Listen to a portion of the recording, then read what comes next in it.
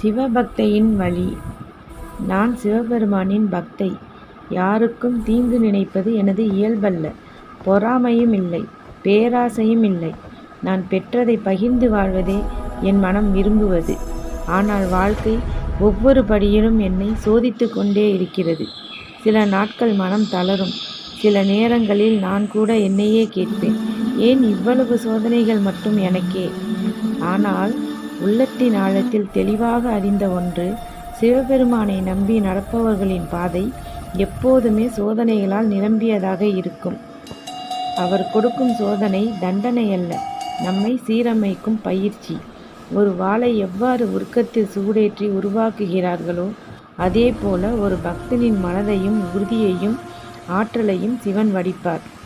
சில சோதனைகள் மனதை நொறுக்கும், சில சோதனைகள் தனிமையில் தள்ளும். ஆனால் ஒவ்வொரு சோதனையின் பின்னாலும் ஒரு பாடம், ஒரு மாற்றம், ஒரு உயர்வு நிச்சயமாக இருக்கும். சிவபெருமான் உடனே வரம் வழங்க மாட்டார். முதலில் தகுதியை உருவாக்குவார், நம்மை நம்மிடமே அறிய வைப்பார். அதன்பின் தான் அவர் வைத்திருக்கும் பெரிய வரத்தை வாழ்க்கையில் தருவார். உங்களை இன்று எதற்கெல்லாம் போராட வைக்கிறாரோ அதே விஷயங்களே நாளை உங்களை உயர்ந்த நிலைக்கு அழைத்து செல்லும். ஆகவே சிவனோடு பயணம் செய்வது எளிதல்ல. ஆனால் அந்த பயணத்தின் முடிவு அற்புதம் தவிர வேறொன்றுமில்லை. ஓம் நமச்சிவாய.